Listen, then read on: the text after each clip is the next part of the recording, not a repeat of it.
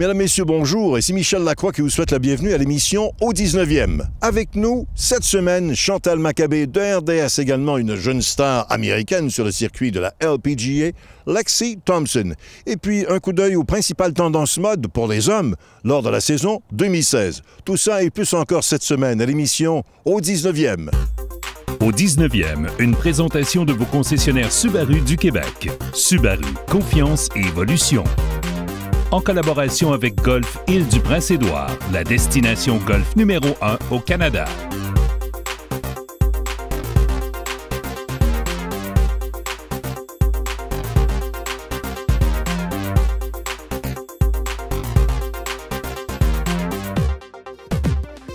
La rencontre de la semaine est une présentation du club de golf Atlantide. Plongez dans le monde de l'Atlantide. Cette semaine, au 19e, on rencontre Chantal Maccabée. Chantal, une golfeuse depuis combien de temps? Oh, ça fait longtemps. Ça doit faire plus de 20 ans que je joue au golf. Je dirais même 25 ans que je joue au golf. J'ai commencé quand même assez jeune parce que c'est super drôle, parce que j'arrivais à travailler... J'arrivais à Radio-Canada à Ottawa. J'avais 20 ans et je connaissais pas du tout la région. Donc, moi, je venais de quitter mes parents. Là, j'arrivais là-bas.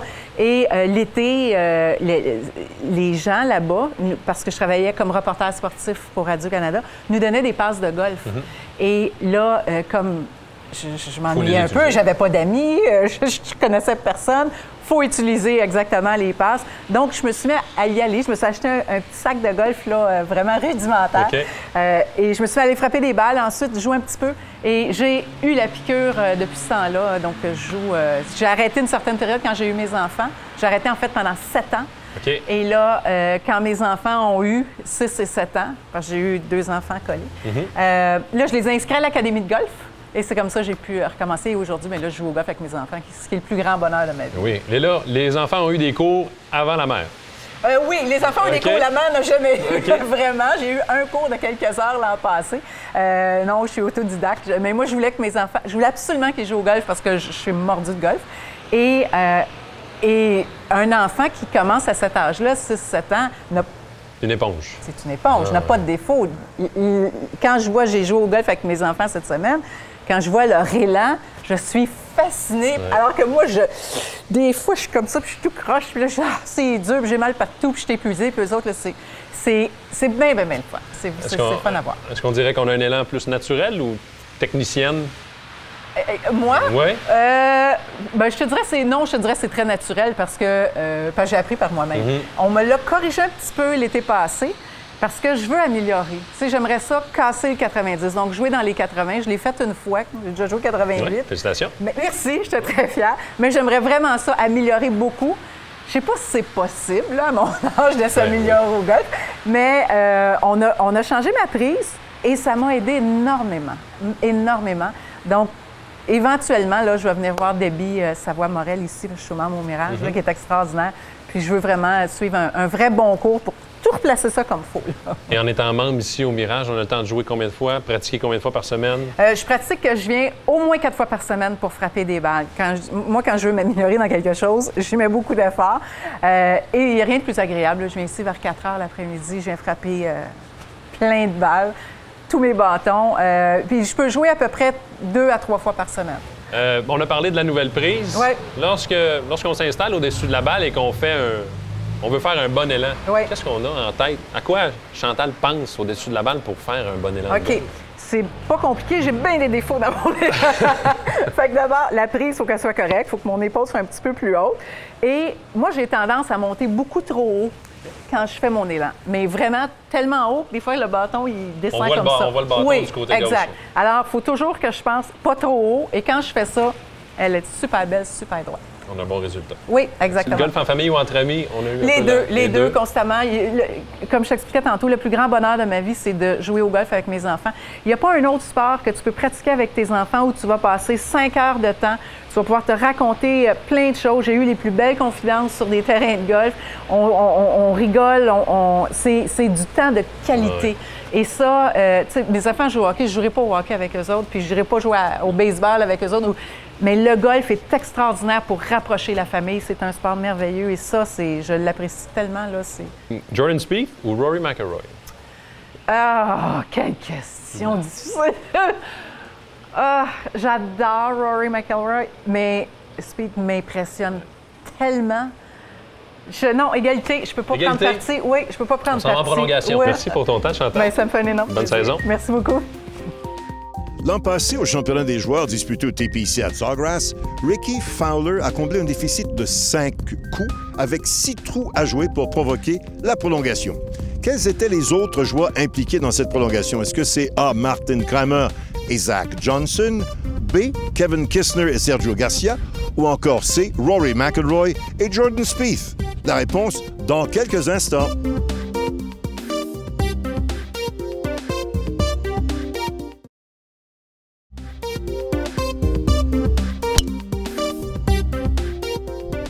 La bonne réponse, B. Kevin Kisner et Sergio Garcia.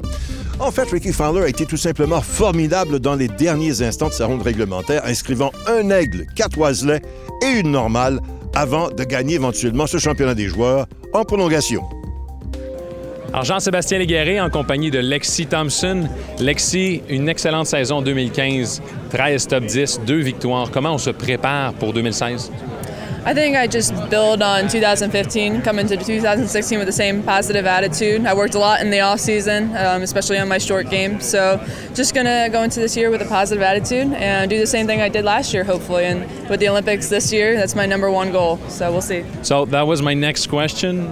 Everybody's talking about the Olympics, how important it is in your agenda, in your schedule. Oh, it's very important. That's my #1 goal this year, to be able to represent my country at the Olympics. I think it just shows how much golf is growing as a sport and that it's back in the Olympics. Mm-hmm. So I think it'll be huge for golf. So I just have to play really well and hopefully be on that team. And I see the bag. Is there something new in the bag this year? Well, I'm working all into the King Cobra equipment, so we'll see. It's great equipment, great technology, so I'm really looking forward to trying it all out and seeing what happens. You always been training in fitness for your golf game. What's your typical week when you're off, and what's your typical training week when you have a tournament, when you have an event? Yeah, well, fitness has been a huge part of my life over the last few years. Just realizing how important it is to be physically fit out on the golf course because we have extremely long days out there. But during the weeks of tournaments, I don't usually work out too much because I don't want to get too sore and too tired. Mm-hmm. But I'll work out probably 3 days a week, mainly focus on cardio and some core and make sure I'm very stretched out. But more when I'm home, I work out pretty hard, a lot of lower body work and balance and core exercises for the golf swing. So how difficult it is to work out for your golf game and stay behind that fine line of overtraining? Well, it's important to just do the right exercises, especially for the golf swing. I make sure to incorporate a lot of balance work because balance and core is very important with the golf swing. I believe all the power comes from lower body and core. So I make sure to do a lot of those exercises and make sure I don't get too muscular and too bulky for the golf swing and just do the right exercises, a lot of band work. All right, so thanks for your time and have a good season. Yeah, thank you very much. La mode masculine au golf peut être parfois très éclatée. Si vous ne possédez pas l'audace vestimentaire de Rickie Fowler, j'ai une bonne nouvelle pour vous cette année. Les tendances sont plutôt neutres et classiques, mais elles ne manquent en rien de charme. Messieurs, voici quoi porter cette saison. En arpentant les allées de l'immense salon du golf à Orlando, j'ai pu observer que la couleur qui domine la mode cette saison est définitivement le gris. On en trouve chez tous les manufacturiers et sur toutes les pièces.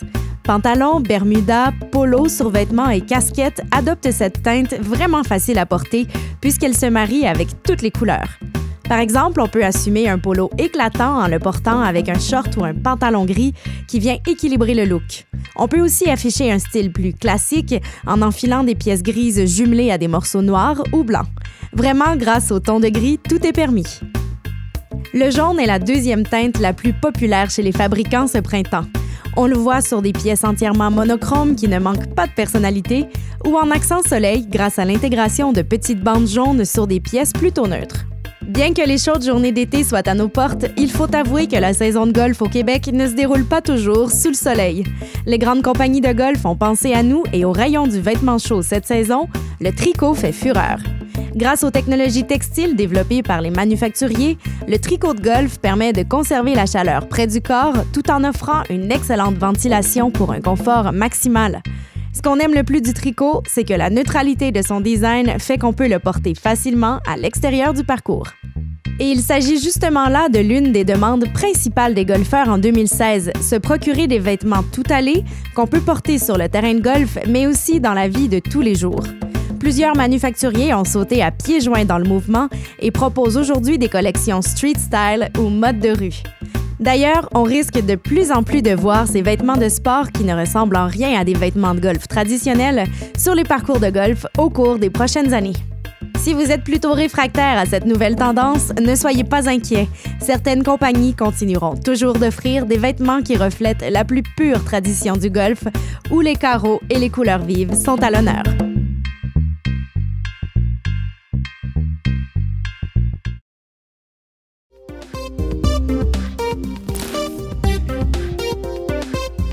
Cette chronique équipement est une présentation de Golf Town. Golf Town, tout pour le golf. Cette semaine, on parle d'ajustement de bâton. Et Pierre, tu es un maître ajusteur de bâton ici chez Golf Town. Alors, je vais te poser quelques questions pour éclairer les gens. La première question, toute simple, pourquoi je devrais me procurer un équipement fait sur mesure pour moi? Peu importe le golfeur, il faut avoir des bâtons qui seront adaptés pour vous et non l'inverse. C'est important d'avoir des résultats dans l'immédiat. Nous ne frappons pas 1000 balles par jour comme les joueurs professionnels. Il ne faut pas que le golfeur se dise qu'il va finir par être capable de bien frapper ou encore « je vais m'adapter à mes nouveaux fers ». C'est pour cette raison que tout golfeur devrait avoir un ajustement de bâton avant d'en faire de l'achat. De cette façon, il pourra plus aisément faire un choix qui correspond à ses besoins. Deuxième question, Pierre. Est-ce que c'est vraiment avantageux pour un golfeur qui a un handicap élevé de faire l'achat d'un équipement ajusté sur mesure? Je dirais que c'est bon pour tous les golfeurs, peu importe leur handicap. Si un golfeur désire maximiser son jeu, il devrait avoir des bâtons qui correspondent à son élan. Lors d'un fitting, tous les éléments d'un swing de golf seront examinés. Certains golfeurs professionnels de la PGA vont se faire fitter jusqu'à 3 fois à l'intérieur d'une même saison. L'élan d'un début de saison est différent de celui de fin de saison. Que ce soit pour un élan de débutant ou pour celui d'un joueur aguerri, le fitting est important pour trouver le bon bâton pour tous les types de joueurs. Je voudrais attirer votre attention sur le fait que le fitting est aussi disponible quant au choix de balle que vous devriez utiliser. On peut même faire un ajustement pour votre fer droit. Vous pourriez être surpris des résultats obtenus. De cette façon, tous les aspects de votre jeu seront adaptés au golfeur que vous êtes. Troisième question, Pierre. Pour le client, à quoi doit-il s'attendre d'une session d'ajustement? Aussi simple que de trouver les bons bâtons pour lui. Le fitting permettra d'identifier le modèle de la tête du bâton et la configuration optimale du set de fer. A-t-il besoin de bâtons qui ont beaucoup de pardon, avec ou sans courbe de compensation? Pour trouver le flex de la tige, on mesurera la vitesse de l'élan en faisant quelques swings avec un fer 7. Ensuite, on déterminera la longueur de la tige et aussi, il ne faut jamais oublier d'identifier la bonne grosseur de la grippe. En conclusion, nous déterminerons le nombre d'hybrides et le nombre de fers requis pour l'ensemble. Merci, Pierre. Merci. En espérant que ça répond à vos questions, pour les 3 prochaines chroniques, on vous présente les nouveautés du côté des fers, à commencer la semaine prochaine par les fers de catégorie développement.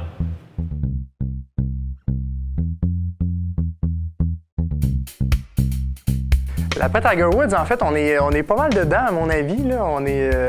On commence l'après Tiger Woods. Il faut que ce soit les jeunes qui attirent l'attention. En fait, il y en a plusieurs, Jordan Spieth, pour ne nommer que celui-là, mais il y en a quand même plusieurs qui viennent percer le monde du golf. Bien, moi, je pense qu'il va vivre ça dans le sens que maintenant, on a des jeunes qui sont bons, qui sont maintenant dans un système rigoureux, puis qui vont devenir meilleurs que Tiger Woods, puis que le golf va s'en sentir meilleur. Je dirais qu'il y a déjà beaucoup de bons joueurs. C'est sûr que c'est pas le même charisme. Les Jordan Spieth, les Jason Day sont là quand même. Mais Tiger, ça reste Tiger. Mais l'après va survivre quand même au niveau du pointage. Au niveau du charisme, je suis pas sûr. Il y a tellement de belles relèves avec Jordan Spieth, Rory McIlroy. Il y a plein de bons joueurs qui sont là présentement qui fait qu'à un moment donné, on va commencer tranquillement à oublier Tiger sans que, par contre, je renie pas Tiger, je pense qu'il va être de retour. J'y crois encore. Je pense que le travail, finalement, que Tiger Woods a relaissé en ce moment, c'est qu'il a mondialisé lui aussi le golf. Il y a des stars un peu partout dans le monde. On a moins de favoris, mais on a nos Jordan Spieth qui commencent à réapparaître. Puis je pense que le golf est en grande santé grâce à lui, puis il a relaissé sa grande marque sur le golf. Il y a beaucoup de bons jeunes, mais les bons jeunes... Si tu regardes le golf aujourd'hui, il y a 15 ans, ça appartenait aux États-Unis. Là, tu regardes ça d'aujourd'hui, les gars, ils arrivent de Suède, de tous les pays. Il y a des pays qu'on connaissait même pas. Au terrain d'exercice vous est présenté par Callaway Chrome Soft, la balle qui a changé la balle. Sur un terrain de golf, on fait face régulièrement à jouer des coups sur le sol qui est inégal.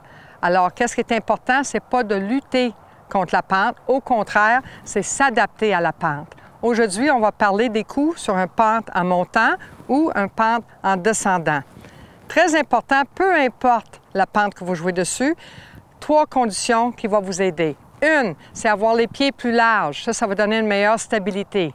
Deuxièmement, c'est bien important de s'adapter à la pente. Laissez votre corps s'adapter à la pente. Puis le troisième, c'est jamais frapper à 100 de votre force. Si vous jouez à peu près 70 à 80 de votre force, vous allez toujours rester en équilibre. Maintenant, les adaptations que vous devriez faire pour une pente en montant. La face du bâton, à cause de la pente, va être plus ouverte. Alors, ici, aujourd'hui, au lieu de prendre un fer 8, je vais prendre un fer 7. Position de la balle va être vers le haut de la pente. Position de mon corps, très important. Je dois suivre la pente. Alors, regardez bien mes épaules. Ils ont le même angle que la pente. Mes genoux aussi sont égaux. Et mon poids est où? Automatiquement, beaucoup plus sur le pied arrière. Ça va causer que mon élan va avoir un élan où je vais frapper beaucoup plus en hauteur. Qu'est-ce que je dis aux gens? Frappe et laisse le bâton suivre la pente. Alors, elle monte.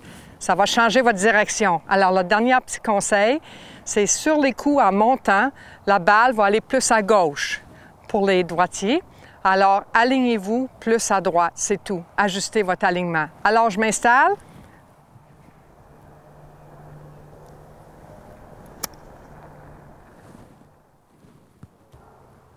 Maintenant, on va faire les pentes en descendant. Pour des pentes en descendant, je dois faire 5 ajustements aussi. Premièrement, le bâton. La face du bâton va être plus fermée. Alors, au lieu de prendre un fer 8, je vais prendre un fer 9 pour faire lever la balle. La position de la balle doit être vers le haut de la pente. Alors, sur mon pied arrière, je dois m'adapter à la pente. Alors, regardez bien, mon corps va suivre la pente de cette façon ici, ce qui amène mon poids sur la jambe qui est vers le bas de la pente. Mon alignement doit être ajusté. Quand que je fais mon élan, c'est un élan qui est beaucoup plus abrupt et la face du bâton reste ouverte plus longtemps. Ça veut dire la balle va aller à droite. Alors, je dois m'aligner plus à gauche de ma cible. Alors, je me place, aligne plus à gauche de ma cible, faire un élan qui va suivre la pente. Et voici, le tout est joué. Alors, c'est pas plus difficile de jouer sur un sol inégal. Il faut juste se rappeler, vous avez 5 ajustements à faire.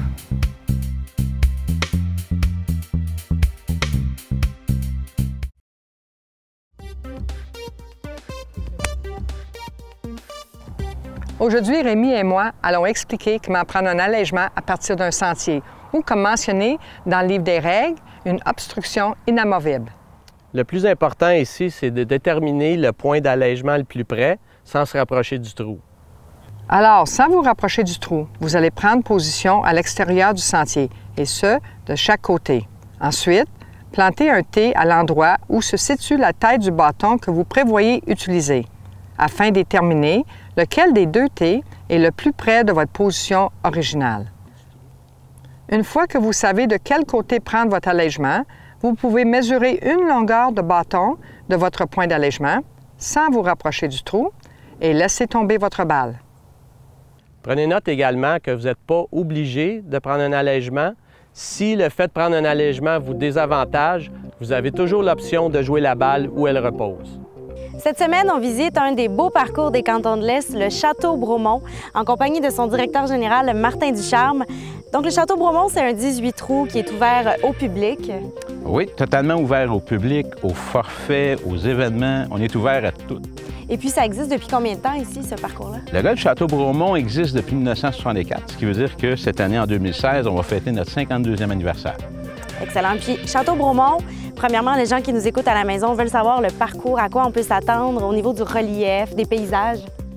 Premièrement, le parcours du golf Château Bromont, c'est un parcours de championnat. C'est un parcours où on peut, autant qu'un amateur, un débutant, On va retrouver ça dans les gens, souvent dans les tournois où ils vont jouer 1 fois par année, 2 fois par année. C'est un parcours selon où on va positionner les jalons qui peut offrir des défis qui sont complètement différents. Par contre, ce qui ne change pas au golf Château-Bromont, c'est les verres. Donc, la qualité des verres, mais la dénivellation au niveau des verres, ça, par contre, on a la montagne de Ski Bromont qui est juste derrière nous, qui fait qu'à ce moment-là, on se retrouve comme dans une petite vallée et ça donne vraiment des frissons au niveau des verres parce qu'on pense lire un verre qui va aller à gauche, mais il va aller à droite. Et c'est un verre qui est assez rapide aussi. Mais Château-Bromont, c'est aussi plus que du golf. Ici, vous êtes reconnu pour des séjours dans les cantons de l'Est, c'est l'idéal, avec le théâtre d'été, avec le château. Qu'est-ce que vous offrez, en fait, aux gens qui veulent des petites vacances au Québec? Qu'on vienne ici juste pour une partie de golf ou qu'on vienne ici pour un forfait golf, on ne veut plus partir. On veut plus partir parce que le panorama est magnifique, le parcours est magnifique, le service, la nourriture, les terrasses, et vraiment, c'est un ensemble qui est complet. On s'en vient ici en couple, entre amis, en famille. Il y a tellement de choses qu'on peut faire, que ce soit des glissades d'eau avec Ski Bromont, que ce soit le zoo avec le zoo de Granby, il y a les vignobles, il y a le vélo. Vraiment, là, c'est impossible que quelqu'un ne trouve pas son compte ici. Le site du golf Château-Bromont est magnifique avec la montagne où on voit les pentes de ski qui sont vertes en été. Mais Martin, si tu devais choisir un trou que tu préfères pour son look, pour sa difficulté, ce serait lequel ici? Moi, j'ai plus qu'un coup de cœur, Marie-Christine. Moi, je te dirais, le trou numéro 10, pour moi, vraiment, quand on regarde le trou, c'est de toute beauté. Avec le lac, les trappes de sable, le verre qui est là. Par contre, j'ai un coup de cœur aussi quand on se retrouve au 15, au 16, quand on a le château derrière nous. Vraiment, c'est 2 superbes trous. Et je dirais le 8 puis le 18, à cause du panorama. Avec vos 18 trous, votre grande salle de réception, votre personnel qui est bien habitué de recevoir des gros groupes, une des spécialités du Château-Bromont, c'est de recevoir des tournois. Exactement. On est spécialisé en tournois pour une raison bien spécifique, c'est le côté service à la clientèle. On est considéré comme un des endroits qui donne le plus de services à la clientèle, que ce soit au niveau de l'accueil, que ce soit au niveau de l'emplacement, au niveau des trous pour les bénévoles, tout ça. On s'occupe de l'organisation de A à Z, ce qui fait qu'on décharge les organisateurs. On permet aux organisateurs de pouvoir s'occuper de leurs invités et, durant l'après-midi, de pouvoir profiter des piscines pendant que les gens jouent sur le terrain pour pouvoir, après ça, passer au cocktail et à la réception. Merci beaucoup. Ça me fait plaisir. Bonne saison. Merci.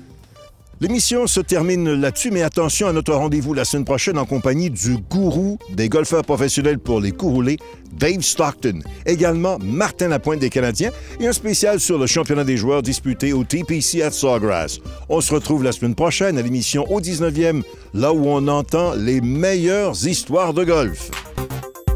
Au 19e vous a été présenté par vos concessionnaires Subaru du Québec en collaboration avec Golf Île-du-Prince-Édouard.